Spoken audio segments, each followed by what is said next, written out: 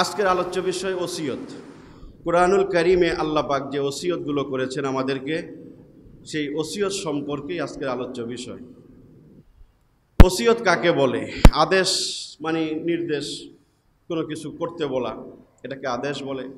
কোরআনে এরকম বহু আদেশ আছে। ইয়া'মুরু বিল আদলি ওয়াল ইহসান, ইয়া'মুর শব্দ ব্যবহার করেছেন, করো, এই জাতীয় শব্দ আল্লাহ পাক কোরআনুল কারীমের মাঝে ব্যবহার করেছেন। আকিমু, নামাজ পড়ো, আতুজ যাকাত, যাকাত দাও, ও আতিমুল হাজ্জা, হজ করো, বিভিন্ন রকম নির্দেশ আদেশ আল্লাহ পাক কোরআনে দিয়েছেন। পাশাপাশি নিষেধ করেছেন, নিষেধ করতে যে হারাম শব্দ ব্যবহার করেছেন। ইয়ানহা অর্থ নিষেধ, নিষেধাজ্ঞা সূচক শব্দ আল্লাহ কোরআনুল কারীমের মাঝে ব্যবহার করেছেন। ঠিক এইভাবে ওসিয়ত মূলক কিছু শব্দ আল্লাহ কোরআনের ভিতরে ব্যবহার করেছেন। ইউসিকুমুল্লাহু ফি আওলাদিকুম লিয-যাকারি মিসলু হাজ্জিল উনসায়াইন। ওসিয়ত আরবি শব্দ, কিন্তু বাংলায় বহুল পরিচিত একটি শব্দ আমরা ব্যবহার করি, ওসিয়ত। যে কোরআনুল কারীমের ভিতরে ওসিয়ত শব্দগুলো 10-12 জায়গায় আসছে, যেখানে আল্লাহ পাক ওসিয়ত শব্দ ব্যবহার করে আমাদেরকে, উম্মতকে, বান্দাদেরকে ওসিয়ত করেছেন। এরকমভাবে যালিকুম ওয়াসাকুম বিহি লাআল্লাকুম তাযাক্কারুন, যালিকুম ওয়াসাকুম বিহি লাআল্লাকুম তাকিলুন, এগুলো সব ওসিয়ত সংক্রান্ত আয়াত কোরআনুল কারীমের ভিতরে। এই ওসিয়ত সংক্রান্ত আয়াতের সংখ্যা বেশি না, যেটা বললাম যে কয়টা বিষয় ওসিয়ত কোরআনে খুঁজে পাওয়া যায়, গণনা করলে 10, 12, 13 বেশি হবে না। তো অল্প সংখ্যক কিছু আয়াতে আল্লাহ পাক আমাদেরকে ওসিয়ত করলেন। তো ওসিয়ত কাকে বলে? আমরা তো ওসিয়ত মনে করি মরার সময় যে কথা বলে যায় সেটাকে ওসিয়ত বলে, না? হ্যাঁ, এটাই তো বুঝি আমরা, মরার আগে যে কথা বলে বা লিখে যায় সেটাকে ওসিয়ত বলে। তো ওসিয়ত একটা গুরুত্বপূর্ণ নির্দেশকে ওসিয়ত বলে। জোর নির্দেশ, বিশেষ গুরুত্বপূর্ণ আদেশকে ওসিয়ত বলে। স্বাভাবিকভাবে যে আদেশ করা হয় সেটাকে আদেশ। আরেকটা হচ্ছে মানুষ বিশেষ করে মৃত্যু মুখে পতিত হয়ে যে বিশেষ আদেশ নিষেধ তিনি লিপিবদ্ধ করেন অথবা বলে যান, সেটাকেও ওসিয়ত বলে। মানুষের অন্তিম কথা, শেষ সময়ে যে গুরুত্বপূর্ণ যে কথাগুলো, আদেশ নিষেধগুলো করে যায়, সেটাকে ওসিয়ত বলা হয়। তো ওসিয়তের মূল থিম হচ্ছে, মূল বক্তব্যই হচ্ছে বিশেষ গুরুত্বপূর্ণ আদেশ নিষেধ। বিশেষ গুরুত্বপূর্ণ আদেশ নিষেধ, জোর নির্দেশ, গুরুত্বপূর্ণ কোনো বিষয় সম্পর্কে বলাকে ওসিয়ত বলে। কোরআনুল কারীমের ভিতরে আদেশ আছে, আদেশের উপরেও বিশেষ গুরুত্বপূর্ণ যে বিষয়গুলো আল্লাহ পাক কোরআনে উপস্থাপন করেছেন, সেগুলোকে ওসিয়ত বলে।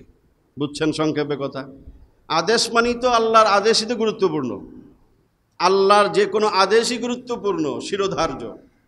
সেই আদেশটাকে আল্লাহ পাক কোনো কোনো ক্ষেত্রে, কোনো কোনো জায়গায়, কোনো কোনো বিষয়ের ক্ষেত্রে ওসিয়ত শব্দ জুড়ে দিয়েছেন।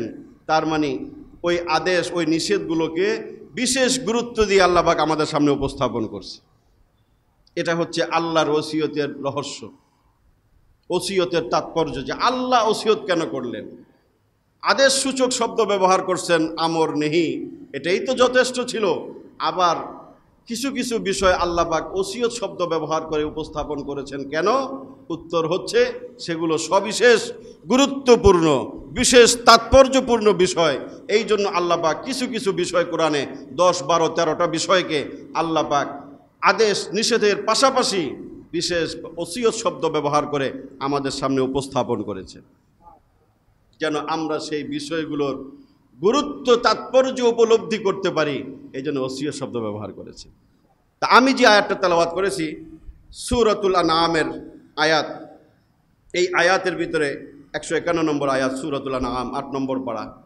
এই আয়াতের ভিতরেও আল্লাহ পাক 5টি বিষয়ের ওসিয়ত করেছেন। এর পরের আয়াতে করেছেন আরও 5টি, আর বিক্ষিপ্ত জায়গায় আরও 2-3টি ওসিয়ত আছে। ধারাবাহিকভাবে 10টা ওসিয়ত করেছেন। আজকে তেলাওয়াত করেছি 5টি ওসিয়ত। এই ওসিয়তগুলো সংক্রান্তে আজকে আমার আলোচ্য বিষয়।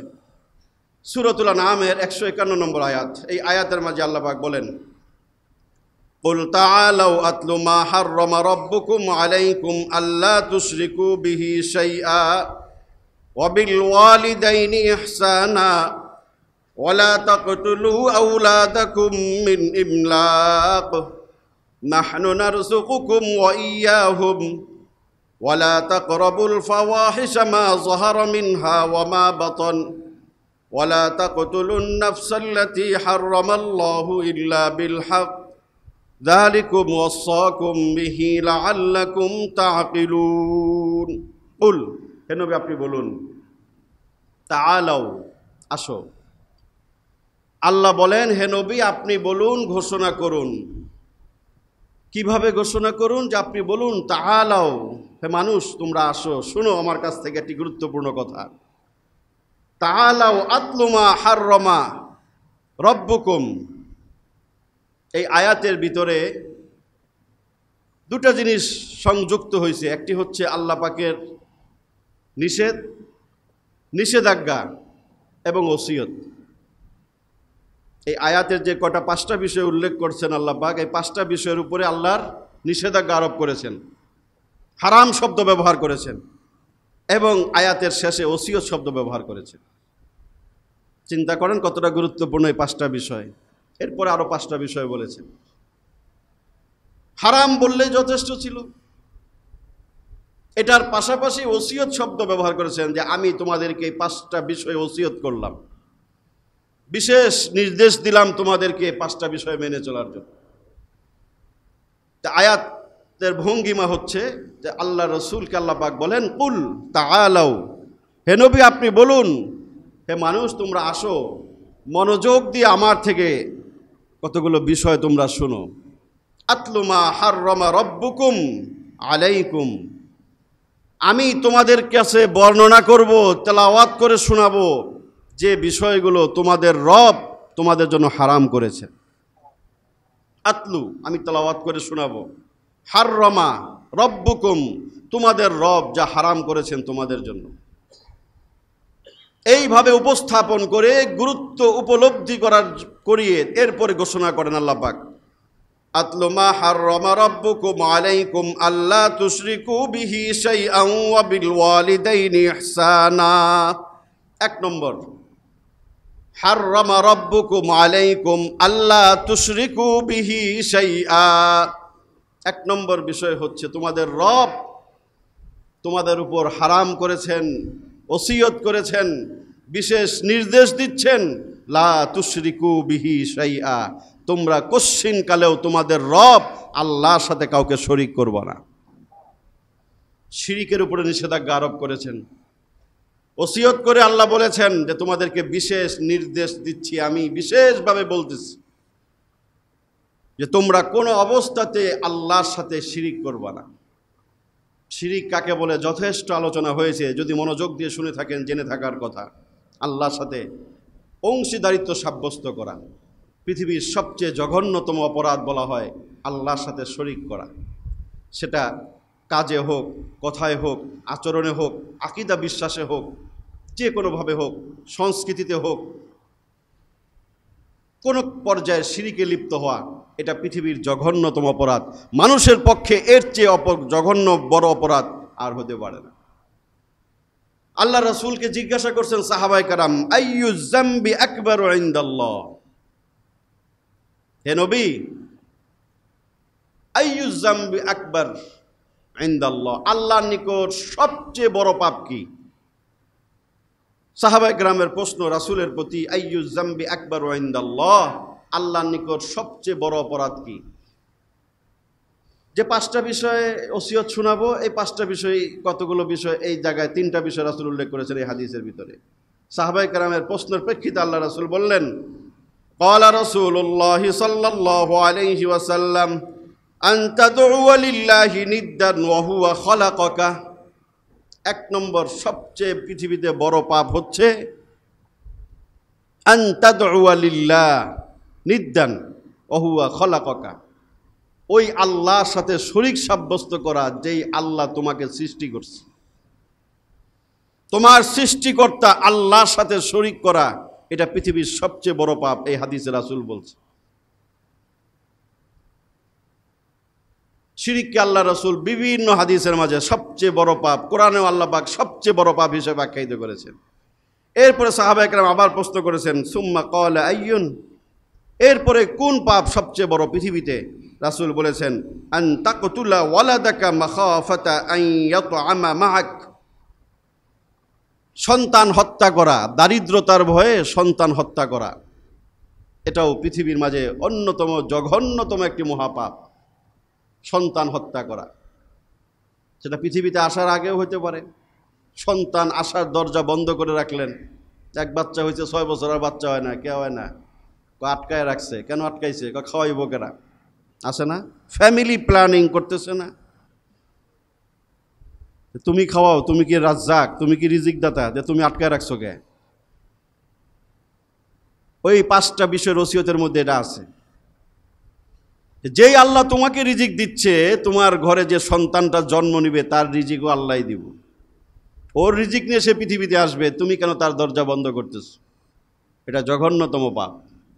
2 নম্বরে রাসূল এই পাপের কথা বলেছেন, আন তাকতুলা ওয়ালাদাকা মাখাফাতা আন ইয়াতআমা মাআক, তোমার সাথে তোমার খাবার খাবে এই ভয়ে, দারিদ্রতার ভয়ে তুমি তোমার সন্তানকে হত্যা করো।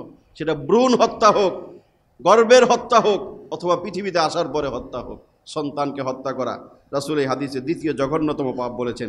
3 নম্বরে বলেছেন, আন তুজানি বিহালিলাতি জারিক, প্রতিবেশীর সাথে জিনায় লিপ্ত হওয়া। জিনা জঘন্যতম পাপ, কিন্তু প্রতিবেশীর সাথে, আশেপাশে মহল্লার সাথে প্রেম প্রীতি করে অবৈধ পরকীয়ায় লিপ্ত হয়ে জিনায় লিপ্ত হওয়া, এটাও পৃথিবীর মাঝে অন্যতম একটি জঘন্যতম মহাপাপ। তো যে 5টি বিষয়ে আল্লাহ পাক এই সূরাতুল আনআমের 151 নং আয়াতে নিষেধাজ্ঞা জারি করেছেন এবং ওসিয়ত করেছেন, বিশেষ নির্দেশ দিয়েছেন আমাদেরকে বিরত থাকার, এর মধ্যে 1 নম্বর হচ্ছে শিরিক। শিরিক সর্বোচ্চ পর্যায়ে সতর্ক থাকবেন, কোনো অবস্থাতেই যেন শিরিক আমরা লিপ্ত না হয়ে যাই। মুসলমান ইমান হারায় শিরকে লিপ্ত হয়ে, কিন্তু অনেক সময় মুসলমানের কাছে সেই খবর থাকে না। সে নিজেকে মুসলমান দাবি করে, ইমানের উপরে আছে বলে মনে করে, কিন্তু অনেক ক্ষেত্রে তার ইমান বিনষ্ট হয় বিভিন্ন শিরিক আর কুফুরে লিপ্ত হওয়ার কারণে, যেটা সে বুঝেও না। এই জন্যই রাসূল সতর্ক সাবধান করে বলে গেছেন, এমন সময় আসবে পৃথিবীতে, যা চলছে বর্তমানে, যে মানুষ সকালবেলা ইমান নিয়ে বের হবে, সন্ধ্যার সময় সে বেঈমান হবে, সন্ধ্যার সময় সে বেঈমান হয়ে যাবে। সন্ধ্যার সময় একটা লোক ইমানদার থাকবে, সকালে ঘুম থেকে উঠে সে বেঈমান হয়ে যাবে। কেন? এই যে এই পারিপার্শ্বিকতা, পৃথিবীর যে অবস্থা, আমাদের ইমানের যে অবস্থা দিন দিন তলানিতে যাচ্ছে, তার ফলশ্রুতিতে এই অবস্থা হবে এবং এটা হচ্ছে, এবং সেই অবস্থা চলমান, যে আমরা বিভিন্ন জায়গায় ইমান হারাচ্ছি, শিরিকে লিপ্ত হচ্ছি, বিভিন্ন কুফুরিতে লিপ্ত হচ্ছে, যেটা আমার কাছে আপনার কাছে খবর নাই।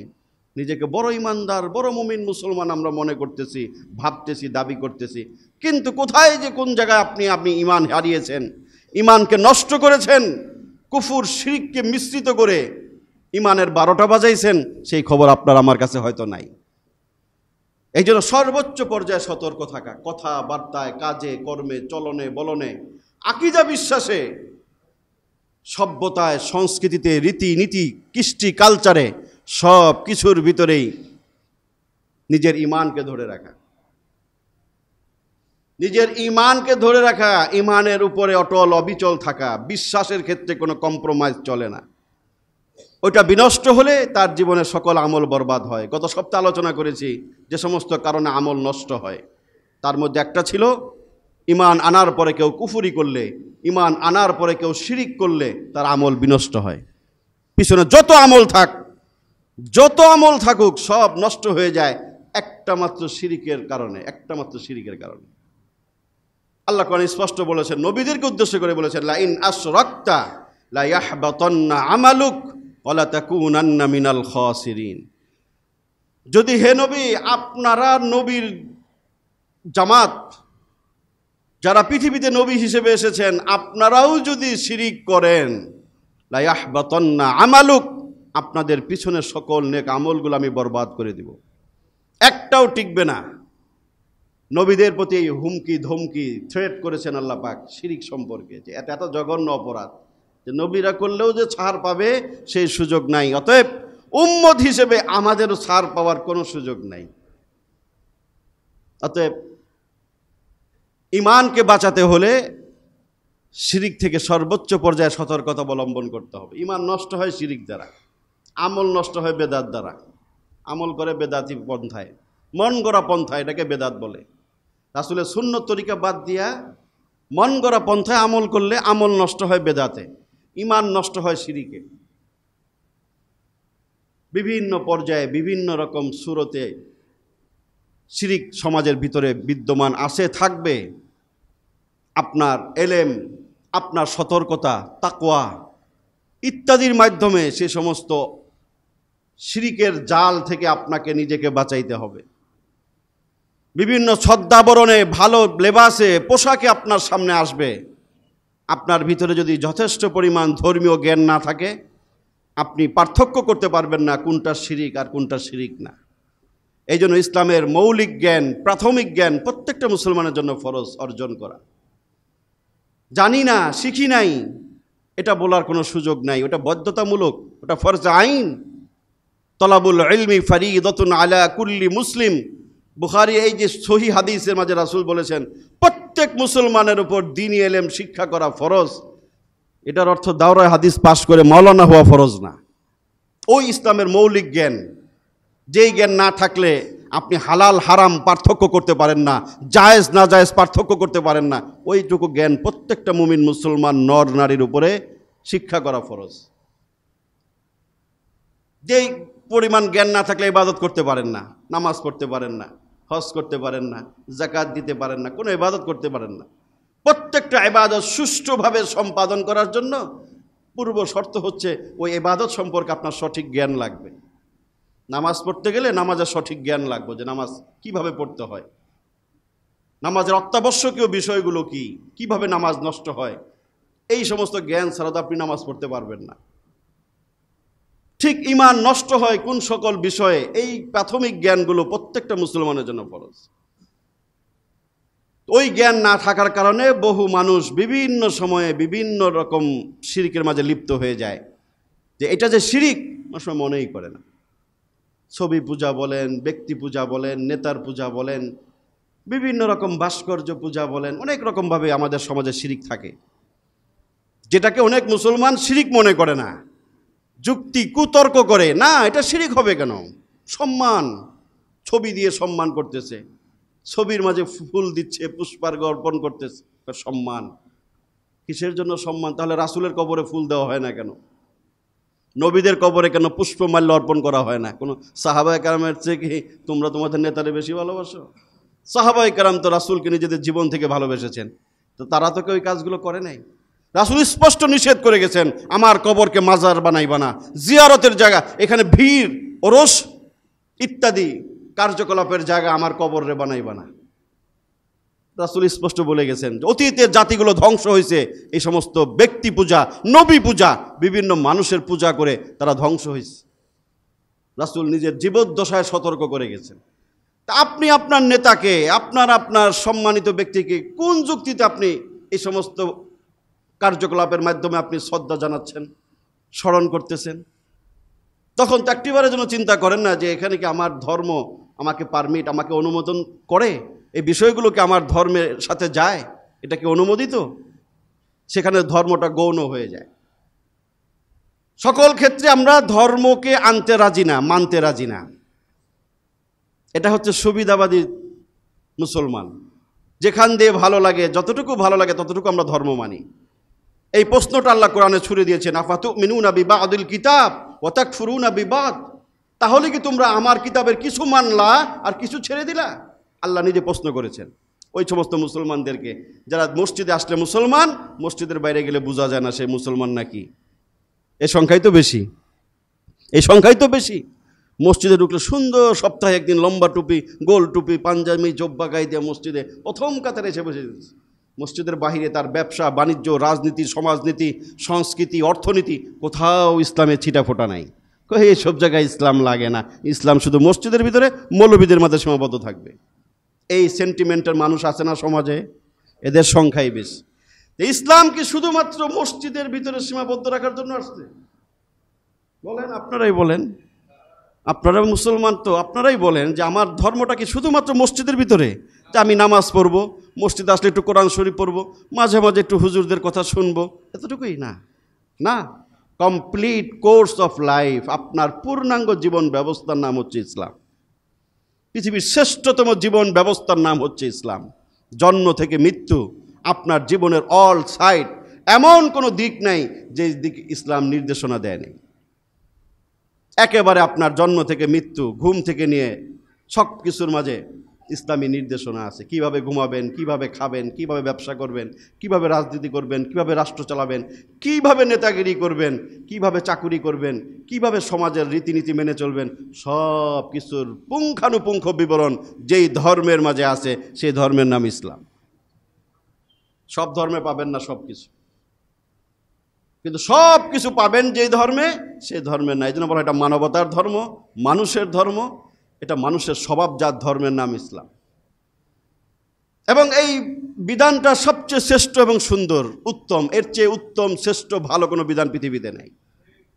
কিন্তু আমরা যে সমস্ত জায়গায় ছাট করে দেই, সেটা আমাদের ব্যর্থতা, আমাদের দুর্বলতা, যে আমরা ইসলামটাকে বিভিন্ন অংশে কেটে ছেটে এটাকে একটা কি আকৃতি দিয়ে আমরা দিচ্ছি আমরা নিজেরাই বলতে পারবো না।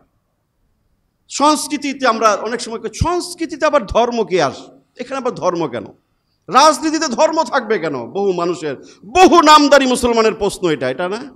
হ্যাঁ, বহু নামদারি মুসলমানের প্রশ্নটা করে, ইসলামকে রাজনীতির বাহিরে, ইসলামের কি মানুষের জীবনে রাজনীতি থাকলে তাহলে সেই রাজনীতি সম্পর্কে ইসলামের কোনো নির্দেশনা নাই? নাই, কারণ ওখানে নির্দেশনা মানতে গেলেই তো সমস্যা। লুটপাট, দুর্নীতির রাজনীতি তো ইসলাম সমর্থন করে না, ইসলাম সেখানে বাধা প্রদান করে। এই জন্য রাজনীতি থেকে ইসলামটাকে দূরে সরায় রাখতে চায় সমস্ত লুটেরা রাজনীতিবিদ, যারা খবিস, লম্পট, দুর্নীতিবাজ, অসৎ চরিত্রের যারা, ওই সমস্ত রাজনীতিবিদরা ইসলাম থেকে রাজনীতিটাকে দূরে ঠেলে দিতে চায়।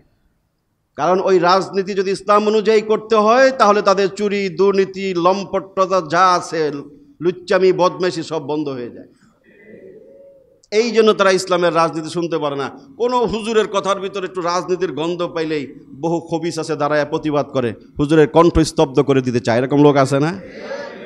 কেন?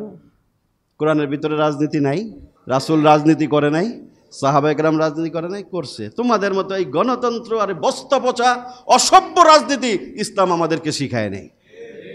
রাজনীতি করার আগে 100 বার গোসল করার কথা ইসলাম বলে। যে তুমি রাজনীতি করবা, জাতির নেতৃত্ব দিবা, আগে তোমার ভিতরে কতটুকু নেতৃত্বের গুণাবলী আছে সেইটা তুমি দেখো, জানো, বুঝো, তারপরে তুমি নেতা হইতে আসো।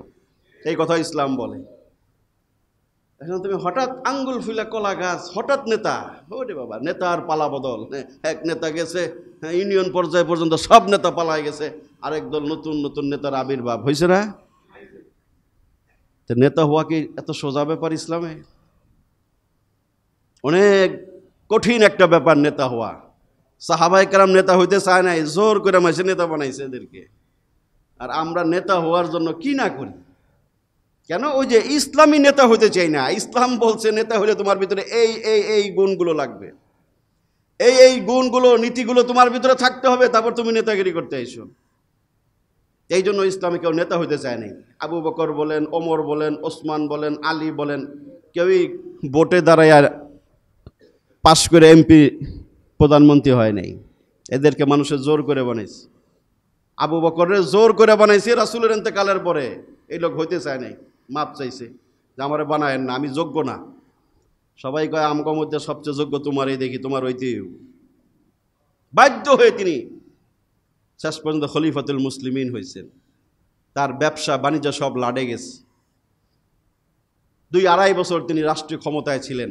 তিনি বলেছেন, রাসূল যেই জায়গায় পা ফেলেছেন আমি ঠিক সেই জায়গায় পা ফেলবো, রাসূলের আদর্শের বাহিরে আমি এক চুল এদিক সেদিক করব না।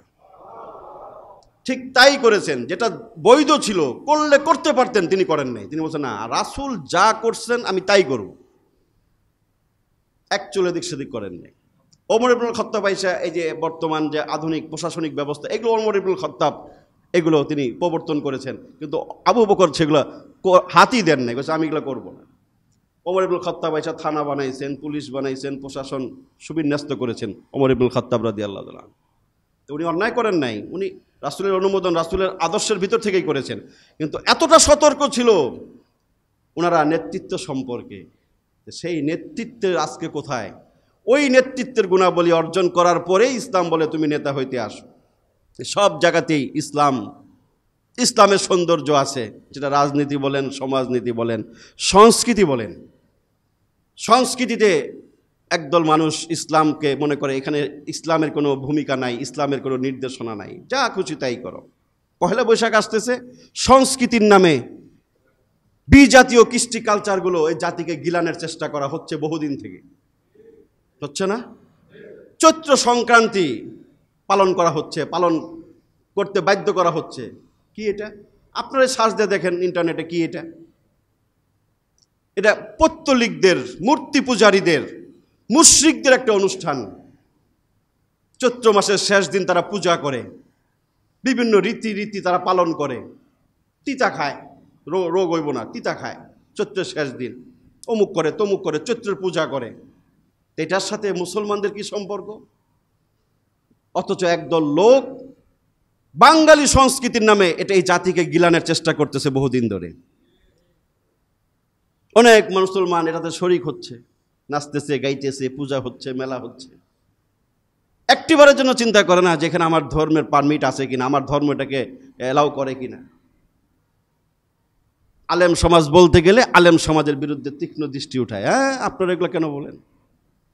কেন বলবো না আমরা?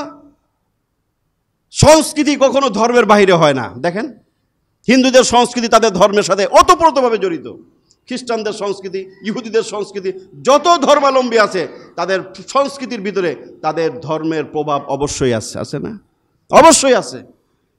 তো আমাদের মুসলমানদের সংস্কৃতির ভিতরে মুসলমানদের কিছু থাকবে না, অমুসলিমদের বিষয়গুলোকে মুসলমানদের সংস্কৃতি বলে চাপিয়ে দেওয়া হবে, আর আমরা সেটাকে বুঝে, মুখ বুঝে সহ্য করে মেনে নিব, সেটা তো হতে পারে না। পহেলা বৈশাখের নামে যা এতদিন হয়েছে আমাদের দেশে, সেটা কি আমাদের ধর্মের সাথে যায়? সেটা কি আমাদের সংস্কৃতির সাথে যায়?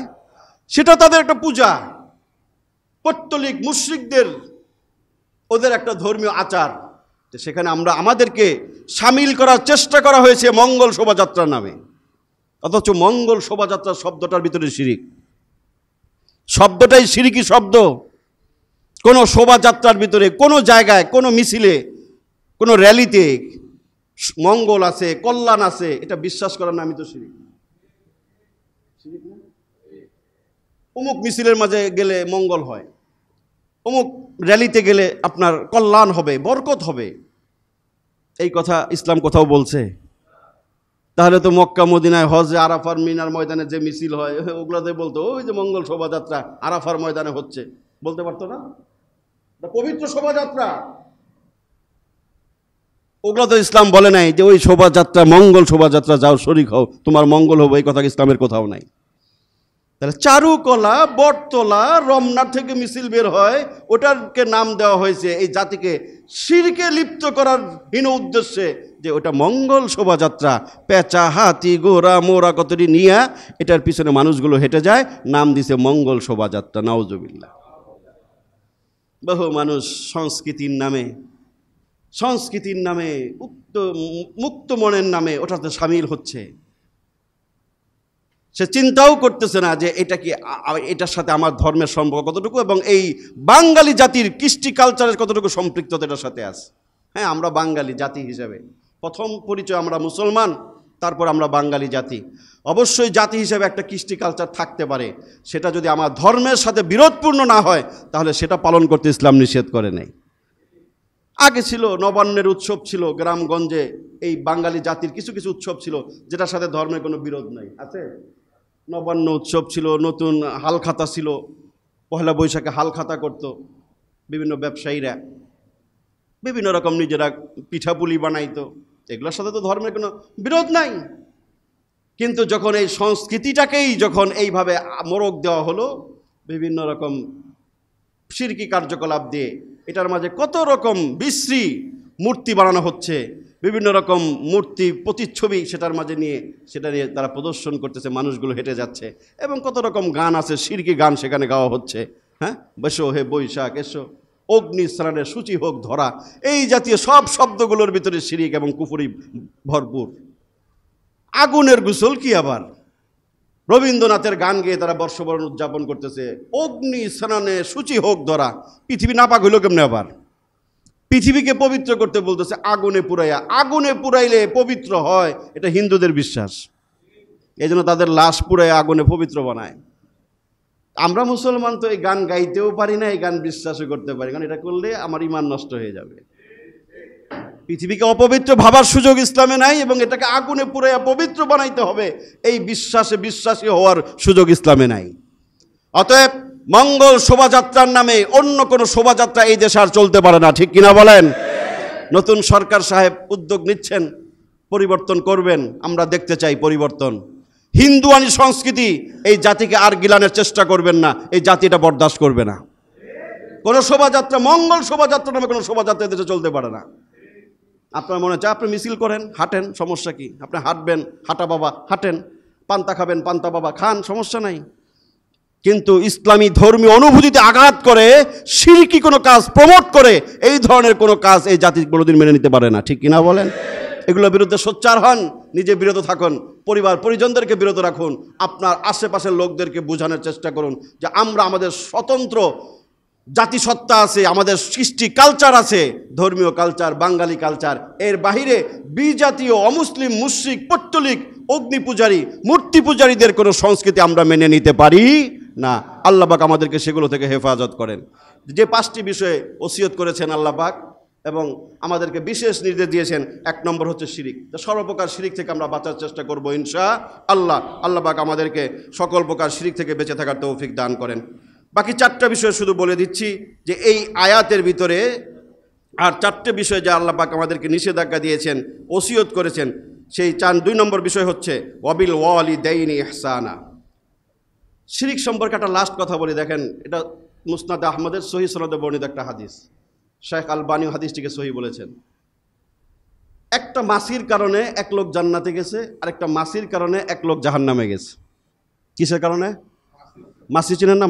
মাসি দেখেন ইন্টারেস্টিং একটা বিষয়। হুজুর মাসি নিয়ে আবার জান্নাতে জাহান্নামে যায় কেমনে? একটা জাতি মূর্তি পূজা করে, ওইখান দিয়ে যে যায় তাকেই বলে আমাদের মূর্তির নামে কিছু হাদিয়া দাও, দান সৎকা করো, কিছু মান্নত মানো। মানে না আপনারা যারা অনেকে এই কাজ করে, মাজারে মান্নত মানে, পীরের নামে দরগার নামে, শুনেন খেয়াল করে। ওই জাতি মূর্তি পূজা করে, ওখান দিয়ে যে যায় তাদের মাঝখান দিয়ে তাকেই বলে কিছু না কিছু দিয়ে যাও, মান্নত করে যাও মূর্তির নামে। যে 2টা লোক যাচ্ছে, রাসূলের সহিহ হাদিস। এই এক লোক প্রথম লোককে বলছে এই কিছু দাও, মূর্তির নামে মান্নত মানো, কিছু হাদিয়া তোহফা কিছু দিয়ে যাও। এই লোক আমার তো কিছু নাই, দিমুখী টাকা পয়সা নাই। তা কিছু নাই, কিছু না কিছু দিতে হবে, কমপক্ষে একটা মাছি ধরে দিয়ে যাও। ওই লোক মনে করছে একটা মাছি দিতে কইছে, এটা তো টাকা দিয়ে কিনুন লাগবো না, পয়সা পাতি খরচ হইব না, একটা মাছি ধরে মূর্তির নামে উৎসর্গ করে দিয়ে গেছে। না, তোমার মূর্তির একটা মাছি দিয়ে গেলাম, গেছে গা। দ্বিতীয় ব্যক্তিরে ধরছে এই তুমিও দাও, কিছু না কিছু দিয়ে যাও। আমার কাছেও কিছু নাই। কই যে আগের জন করছে একটা মাছি দিয়েছি, তুমি একটা মাছি দিয়ে যাও। না, আমি মাছি দিব না। আল্লাহ ছাড়া কারোর নামে আমি মান্নত মানি না, কারোর নামে আমি কোনো হাদিয়া তোহফা নজরানা আমি পেশ করি না, আমি দিব না। মাছি কেন, কিছুই দিব না। আমি আল্লাহ ছাড়া গায়রুল্লাহর নামে আমি কোনো কিছু দিতে রাজি না। ওই লোকের গর্দান উড়াই দিছে, দিবি না, গর্দানটা উড়াই দিছে। তখন রাসূল বলছেন প্রথম যে ব্যক্তি একটা মাছি দিছে মূর্তির নামে, ওই মাছি দেওয়ার কারণে সে সরাসরি জাহান্নামে গেছে, ওটা শিরিক। দ্বিতীয় ব্যক্তি মাছি দেয় নাই, সে ঈমানের উপর অটল অবিচল ছিল, তার গর্দান উড়িয়ে তাকে হত্যা করা হয়েছে, ওই লোক সরাসরি জান্নাতে চলে গেছে। শিরিক এত জঘন্য। আল্লাহ পাক আমাদেরকে সর্বপ্রকার শিরিক থেকে বাঁচার তৌফিক দান করেন। 2 নম্বরে এই আয়াতে মাঝে আল্লাহ বলেছেন ওয়াবিল ওয়ালিদাইনি ইহসানা, পিতামাতার সাথে অসৎ আচরণকে আল্লাহ পাক হারাম করেছেন, জোর নির্দেশ দিয়েছেন এই বিষয়ে তোমরা কখনোই পিতামাতার সাথে অসৎ আচরণ করবে না, এটা হারাম, কঠিন হারাম। বলছেন এই আয়াতের ভিতরে 2টা নিষেধাজ্ঞা, একটা হচ্ছে নিষেধাজ্ঞা দিয়েছেন হারাম বলেছেন, আরেকটা আল্লাহ পাক ওসিয়ত করছেন, বিশেষভাবে আমাদেরকে নির্দেশ দিয়েছেন 5টা বিষয়। এর মধ্যে 2 নম্বর, কোনো অবস্থাতেই পিতামাতার সাথে আপনি অসৎ আচরণ করতে পারবেন না, এটা মাথায় রাখবেন। যত জায়গায় আল্লাহ নিজের কথা বলেছেন, পাশাপাশি পিতামাতার কথা বলেছেন। আনিশকুরলি ওয়ালি ওয়ালিদাইক, কুরআন আল্লাহ বলছেন প্রথমে আমার কৃতজ্ঞতা আদায় করো, শুকরিয়া আদায় করো, এরপরে বলছেন ওয়ালি ওয়ালিদাইক, আমি আল্লাহর পরে যদি কারো কৃতজ্ঞ হতে হয় পৃথিবীতে, তাহলে তোমার পিতামাতার কাছে তুমি কৃতজ্ঞ হও। কোরআনের আয়াত। ওয়াকাযা রাব্বুকা আল্লা তা'বুদু ইল্লা ইয়্যা ওয়া বিল ওয়ালিদাইনি ইহসানা। আল্লাহ বলেছেন তোমার রবের চূড়ান্ত সিদ্ধান্ত আল্লাহ ছাড়া কারো ইবাদত চলবে না। আল্লাহ তা'বুদু ইল্লা ইয়্যা ওয়া বিল ওয়ালিদাইনি ইহসানা, এবং চূড়ান্ত সিদ্ধান্ত যে তোমাকে তোমার পিতামাতার সাথে অসৎ আচরণ করা যাবে না, অবশ্যই সৎ আচরণ করতে হবে। আরও বিভিন্ন আয়াতে নির্দেশ দিয়েছেন, ওসিয়ত করেছেন। আরও আরেকটা আয়াত আল্লাহ বলেছেন ওয়াসাইনাল ইনসানা বিওয়ালিদাই, ওইখানে ওসিয়ত শব্দ ব্যবহার করে বলেছেন আমি তোমাদেরকে ওসিয়ত করি, জোর নির্দেশ দেই তোমরা তোমাদের পিতামাতার সাথে ভালো আচরণ করো। অতএব গুরুত্বটা বোঝার চেষ্টা করবেন, যেই বয়সের সন্তান হয়ে থাকেন না কেন আপনি, ছোট বয়স হোক, মাঝারি বয়স হোক, বড় বৃদ্ধ বয়স হোক, কোনো অবস্থাতেই আপনার উপর থেকে পিতামাতার দায়িত্ব রহিত হয় না। সর্ব অবস্থায় মাথায় রাখবেন আল্লাহর পরে যাদের মর্যাদা, যাদের খেদমত করা আমার দরকার, খোঁজ খবর রাখা, তারা আমার পিতামাতা। আল্লাহ পাক আমাদেরকে সেই তৌফিক দান করেন। ওয়ালা তাকতুলু আওলাদাকুম মিন ইমলাক, 3 নম্বর আল্লাহ বলেছেন সন্তান হত্যা করো না। যেটা বলছে ওই হাদিসের মাঝে, সন্তান হত্যা করা পৃথিবীতে আসার আগেও হত্যা করা যায়, সন্তানের পথ আটকায় দিলেন, ভ্রূণ হত্যা করলেন, বিভিন্ন কৃত্রিম পন্থা অবলম্বন করে আপনি সন্তান ফ্যামিলি প্ল্যানিং করে না, স্বাভাবিক প্রক্রিয়ায় যে সন্তান আপনার তকদিরে লেখা আছে তাদেরকে আসতে দিতে হবে পৃথিবীতে। সন্তান হত্যার 1 নম্বর ব্যাখ্যা হচ্ছে এটা যে কোনোভাবে আপনি সন্তানকে হত্যা করতে পারেন না, তার পথ রুদ্ধ করতে পারেন না রিজিকের ভয়ে। কুরআন আল্লাহ বহু জায়গায় বলেছেন নাহনু নারযুকুকুম ওয়া ইয়্যাহুম, নাহনু নারযুকুহুম ওয়া ইয়্যাকুম, 2 শব্দেই বলেছেন আমি তোমাদেরও রিজিক দেই, তোমার গর্বে তোমাদের ঘরে যে সন্তানটা আসবে তার রিজিকও আমি দেই। অতএব রিজিকের ভয়ে তোমার সন্তানের পথ তুমি রুদ্ধ করো না, তোমার সন্তানকে তুমি হত্যা করো না। এই যে সন্তান হত্যার এক ব্যাখ্যা, সন্তান হত্যার আরেক ব্যাখ্যা হচ্ছে সন্তানকে বিপদগামী করা, সুশিক্ষায় সুশিক্ষিত না করা। ওটা সন্তানকে আপনি গলা টিপে হত্যা করেন নাই, কিন্তু সন্তানের জীবন, যৌবন, ভবিষ্যৎ, দুনিয়া আখেরাত সব কিছু আপনি ধ্বংস করে দিলেন। ওটার জন্য আপনি আল্লাহর কাঠগড়ে আসামি হিসেবে দাঁড় করতে হবে আপনাকে। অতএব সন্তান জন্ম দিয়েছেন, যা খুশি তাই শিখাইলেন, অভদ্র অসভ্য সন্তান পৃথিবীতে রেখে গেলেন, ওই সন্তানকে যেন আপনি নিজের হাতে হত্যা করলেন, ধ্বংস করলেন, ওইটাও আল্লাহ পাক নিষেধ করছেন। অতএব আপনার ওরসে কোনো সন্তান আসলে এই সন্তানকে সঠিক শিক্ষা দেওয়া, সুশিক্ষা শিক্ষিত করা। সুশিক্ষা মানে কোরআন হাদিসের শিক্ষা, এর উপরে পৃথিবীতে কোনো সুশিক্ষা নাই। প্রত্যেকটা পিতামাতার অন্যতম গুরু দায়িত্ব হচ্ছে সন্তান জন্ম দেওয়ার পরে তাকে সুশিক্ষায়, ধর্মীয় শিক্ষায় সুশিক্ষিত করা। এই জায়গাটায় যদি ব্যর্থ হন, ওই মাসুল আপনি দুনিয়াতেও দিবেন, আখেরাতেও দিবেন। এটা মনে রাখবেন। মাদ্রাসা ভালো লাগে না, ওসব জায়গায় গরিবরা পড়ে, এতিমরা পড়ে, আমার সন্তান কেন পড়বে? ওই কথাটা মাথায় রাখবেন যে এই প্রতিফল দুনিয়াতেই ভোগ করবেন। সন্তানকে দিন, ধর্ম, ইসলাম কিছুই শিখার নাই, আপ টু ডেট বানাইছেন, উচ্চ শিক্ষায় পিএইচডি করাইছেন, ভালো কথা। দেখেন না শেষ পর্যায়ে এই সন্তান আপনার সাথে কি আচরণটা করে। অতএব এই ভুলটা কেউ করবেন না। প্রথম সন্তানকে প্রথম শিক্ষাটা, ইসলামের শিক্ষাটা দেন, মৌলিক বুনিয়াদী শিক্ষা কোরআন হাদিসের শিক্ষাটা দেন, তারপর আপনার সন্তানকে যা খুশি তাই বানান, কোনো আপত্তি নাই। ওর সুফল দুনিয়াতেও পাবেন, আখিরাতেও পাবেন। আল্লাহ পাক আমাদেরকে বুঝার তৌফিক দান করেন। এরপরে বলেছেন ওয়ালা তাকরাবুল ফাওয়াহিশা মা যাহারা মিনহা ওয়া মা বাতন, সকল প্রকার অশ্লীলতা, বেহায়াপনা থেকে তোমরা বিরত থাকো। প্রকাশ্য অপ্রকাশ্য যত রকম অশ্লীলতা, বেহায়াপনা, নির্লজ্জতা, জিনা, ব্যভিচার যা আছে এগুলো থেকে বিরত থাকো। কোরআনের নির্দেশ, আল্লাহর ওসিয়ত, এগুলো হারাম। কুল ইন্নামা হাররামা রাব্বিয়াল ফাওয়াহিশা মা যাহারা মিনহা ওয়া মা বাতন। সংস্কৃতির নামে, পহেলা বৈশাখ উদযাপনের নামে, 31 নামে, যে কোনো নামে আপনি বেহায়া হতে পারেন না, অশ্লীল কাজে আপনি নিজেকে লিপ্ত করতে পারেন না। ইসলামে হারাম। জিনা, ব্যভিচার ইত্যাদি যা কিছু আছে, সকল প্রকার অশ্লীলতা, নির্লজ্জতা, বেহায়াপনাকে ইসলাম হারাম করেছে। আল্লাহ পাক আমাদেরকে বুঝার এবং মানার তৌফিক দান করেন। 5 নম্বর বলেছেন ওয়ালা তাকতুলুন নাফসাল্লাতী হারামাল্লাহু ইল্লা বিল হক, কোনো মানুষকে হত্যা করা যাবে না। মানুষ হত্যা মহাপাপ। কোনো কারণ ছাড়া কোনো মুসলমানকে হত্যা করা যায় না। 3 কারণ ছাড়া মুসলমানকে হত্যা করা নিষেধ। 1 নম্বর হচ্ছে বিবাহিত মানুষ যদি জিনা, ব্যভিচার, ধর্ষণে লিপ্ত হয় তাকে হত্যা করতে হয়।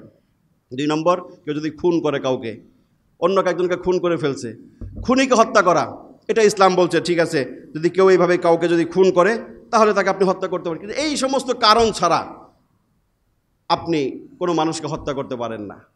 ওসমানকে যখন হত্যা করতে গেছে তখন তিনি বলছেন যে আমাকে তোমরা হত্যা করতেছো কেন? আমার ভিতরে 3টা জিনিস আছে, আমি জিনা ব্যভিচারে, ইসলাম কেন, ইসলাম পূর্ব যুগেও আমি কোনোদিন জিনা ব্যভিচারে লিপ্ত হই নাই।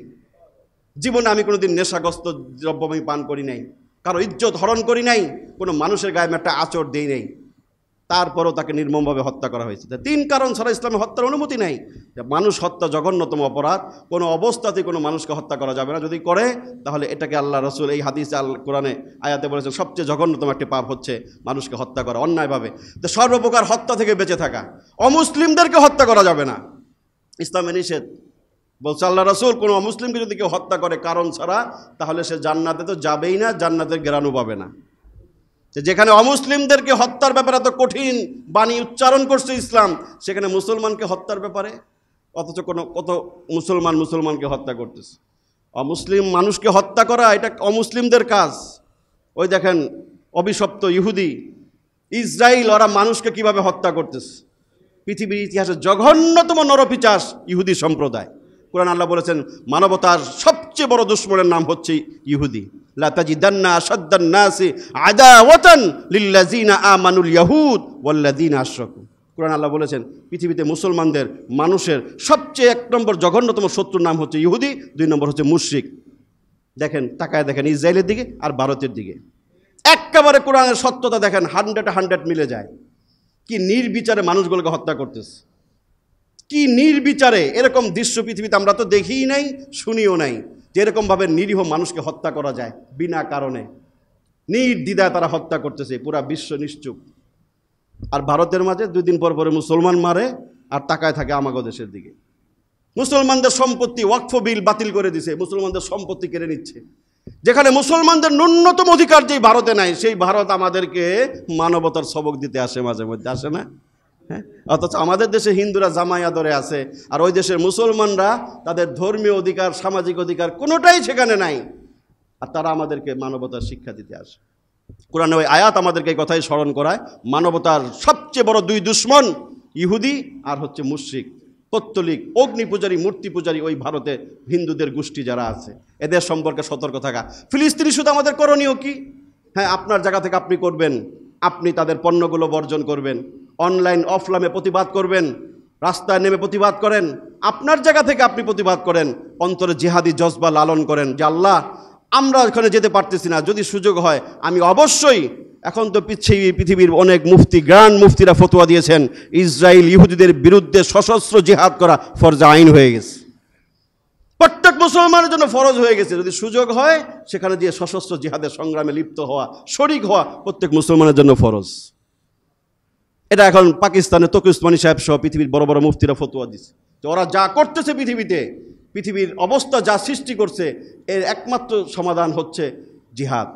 জিহাদি জজবা লালন করে এটা মুসলমানদের ইমানি দায়িত্ব।